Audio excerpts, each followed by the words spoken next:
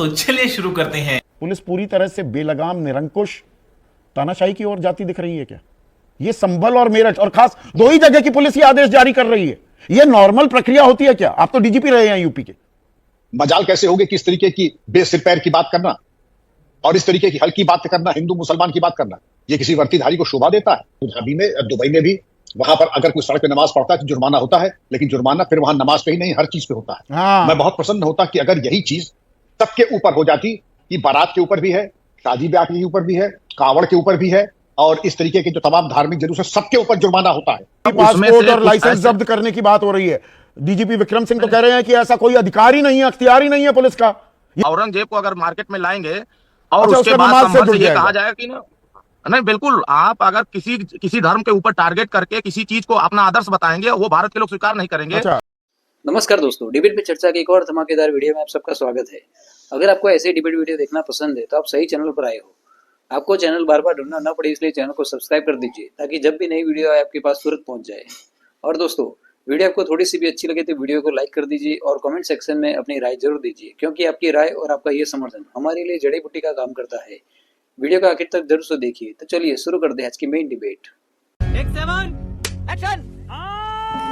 मतलब पुलिस अफसर ना हो गया, खुदा हो गया, वो कुछ भी तय कर सकते हैं। हम पासपोर्ट भी जब्त कर लेंगे, हम लाइसेंस रद्द कर देंगे। ये ताकत क्या दी जाती है? ये ताकत है क्या एक पुलिस अधिकारी के पास? बिल्कुल नहीं संदीप जी, ये अनाधिकार चेष्टा है और उस अफसर के खिलाफ जवाब तलब करके कार्रवाई होनी चाहिए। ये पुलिस अफसर को ये अख्तियार नहीं है कि पासपोर्ट जब्त कर लेगा और ड्राइविंग लाइसेंस जब्त कर लेगा, और वो भी एक पक्षी बात करना। और पुलिस अफसर को तो ये अख्तियार है ही नहीं। ये किस बेसिस पे आपने कह दिया? क्या मनमाने तरीके से? जो डीजीपी क्या कर रहे हैं? डीजीपी क्या कर रहे हैं उत्तर प्रदेश पुलिस के? आप तो खुद डीजीपी रहे हैं। मैं आपसे एक बात कहूंगा, मैं इस क्षेत्र में वर्षों तक रहा हूं और फील्ड में रहा हूं कम से कम 25 साल। आप एक बार शांति समिति के जरिए जो मोहल्ले के जिम्मेदार और बुजुर्ग लोग होते हैं उनसे आह्वान कर दीजिए, आपको कोई दिक्कत आ नहीं सकती है। और हमारे विकल्प ये भी नहीं है।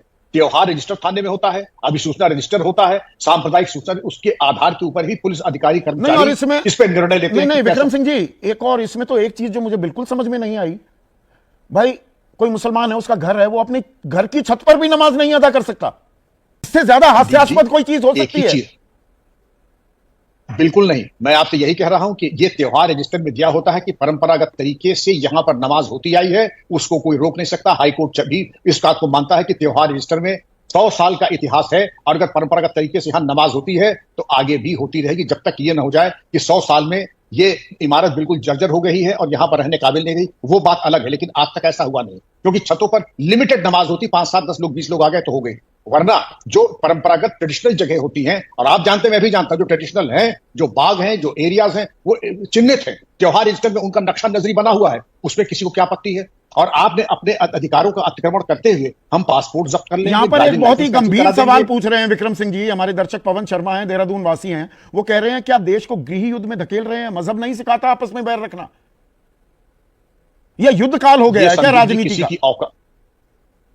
ये किसी की औकात नहीं है कि देश को गृह युद्ध में झोंक दे।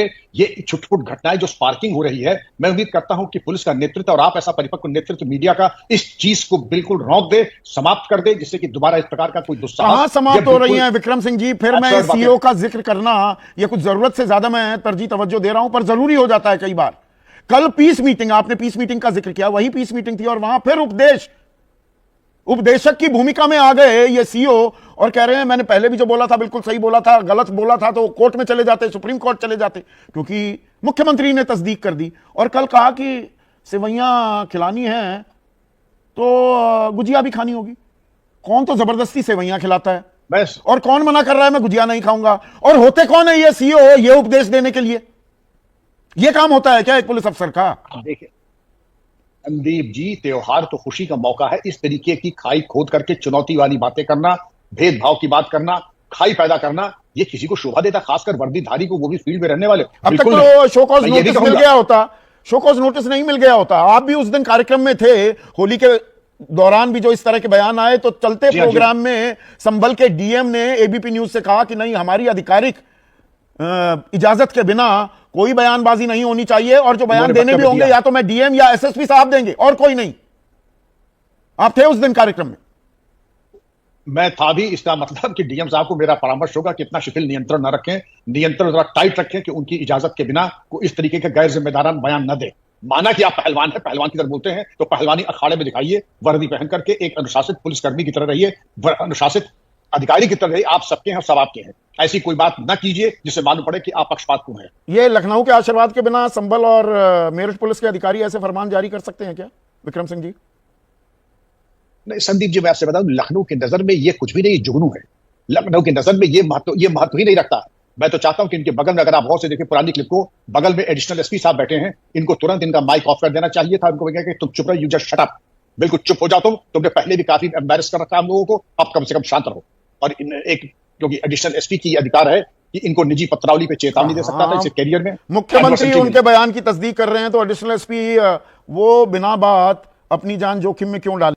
मैं सिपाही और औलाद को नालायक थोड़ी कहूंगा, मैं वालदैन को और मैं जनरल को कहूंगा कि आपकी सरपरस्ती की कमी है, लीडरशिप की कमी, तभी औलाद जो है नालायक निकल रहा है और हल्की बातें कर रहा है। मजाल कैसे होगी किस तरीके की बेसिर पैर की बात करना और इस तरीके की हल्की बातें करना, हिंदू मुसलमान की बात करना, ये किसी वर्दीधारी को शोभा देता है? और डीजीपी विक्रम सिंह तो कह रहे हैं कि ऐसा कोई अधिकार ही नहीं है, अख्तियार ही नहीं है पुलिस का, ये आदेश ही नहीं जारी कर सकते। होता क्या है कि जब कहीं से क्रिया होती है तो उसकी प्रतिक्रिया आती है। अच्छा, क्या जब क्रिया हुई? आपस में नफरत भरी जाएगी, कौन भर रहा है नफरत? औरंगजेब को आप लाकर, औरंगजेब को अगर मार्केट में लाएंगे और अच्छा, उसके बाद नमाज से संभल जुड़ से ये जाएगा। कहा जाएगा कि ना, नहीं बिल्कुल, आप अगर किसी धर्म के ऊपर टारगेट करके किसी चीज को अपना आदर्श बताएंगे, वो भारत के लोग स्वीकार नहीं करेंगे। अच्छा। तो उस पर कहीं ना कहीं रिएक्शन होगा। अच्छा। आप खुद ही गलत करेंगे। तो आप मतलब समाज में कांवड़ नफरत को फैलाने की इजाजत बात मिलनी करेंगे। चाहिए, राष्ट्रीय राजमार्ग पर चलेंगे, होली खेलिए सड़कों पर, नमाज नहीं पढ़ी जाएगी, और फिर आप कहेंगे संविधान से देश चल रहा है। अभी आपने कांग्रेस के बड़े नेता से पूछा, बड़ा अच्छा बात उन्होंने कहा कि समाज में नफरत नहीं होनी चाहिए। तो नफरत फैलाता कौन है? आप समाज को शिक्षा की तरफ ले जाना नहीं चाहते हैं, समाज को बेहतरी की तरफ ले जाना नहीं चाहते, खुद राजनीति करते हैं, और जब राजनीति में खुद शिकार होंगे, समाज को बांटने का काम विपक्ष में बैठे लोग जो सत्ता में है ही नहीं वो कर रहे हैं, सत्ता वाले समाज को जोड़ रहे हैं। नहीं, अभी आप संभल में देखें, अभी समाजवादी पार्टी के नेता ने क्या मुद्दा उठाया। आप किसी धर्म के ऊपर, किसी महापुरुष के ऊपर आप टीका टिप्पणी करेंगे तो क्या उसका प्रतिक्रिया नहीं आएगी? उसकी प्रतिक्रिया आएगी तो झेलना ही पड़ेगा। आप एक नथुराम गोडसे की पूजा होगी, मंदिर बनाने की बात होगी, तब तक कोई हल्ला नहीं करता। नथुराम गोडसे बहुत बड़ा संत था। नहीं, भारत के मुसलमान एबीजे अब्दुल कलाम की बात क्यों नहीं करते हैं? अच्छा, भारत के कौन कह रहा है क्यों नहीं? वीर अब्दुल हमीद की बात नहीं करते? किसने कहा? वीर अब्दुल हमीद के तो गांव में जो प्राइमरी स्कूल है उसका नाम बदल दिया आपकी सरकार ने। कहां है आप? आधी चीज बता के आप सोच रहे निकल लेंगे पतली गली से। नहीं, ये झूठी, नहीं, बढ़िया हुआ अब्दुल हमीद की, ये झूठी खबर बता रहा हूं मैं। हाँ बिल्कुल, ये झूठी खबर, नाम नहीं हुआ, बदला गया, अफवाह फैलाया गया था। ये अच्छा, अफवाह फैलाया गया था। ये अफवाह फैला करके जनता के बीच में भ्रम पैदा किया गया था। अच्छा, आप सीधी सच्चाई बताते हैं। मुसलमानों के बीच में, हाँ नहीं, देश के मुसलमानों के बीच में और देश के हिंदुओं के बीच में, जैसे इन्होंने कहा कि अगर हम आपका सेवई खा रहे हैं तो आप हमारा गुजिया खाइए। कौन मना करता है गुजिया खाने से? अरुण भाई बताइए तो, किसने मना किया? हम अपनी ही बात कहकर और उसी को 10 बार कहकर आप सत्य मान लेंगे? ये तो मुसलमान को सोचना चाहिए। क्या मुसलमान गुजिया खाने से मना करता है? सोचना चाहिए, मना करता है, भाईचारा पैदा करें, मना करता है गुजिया खाने से? हमारे गाँव में देखिए। अच्छा, वीडियो को आखिर तक देखने के लिए धन्यवाद। वीडियो पसंद आया तो वीडियो को लाइक कर दीजिए और चैनल को जरूर से सब्सक्राइब कर दीजिए। तो चलिए मिलते हैं एक और धमाकेदार वीडियो में।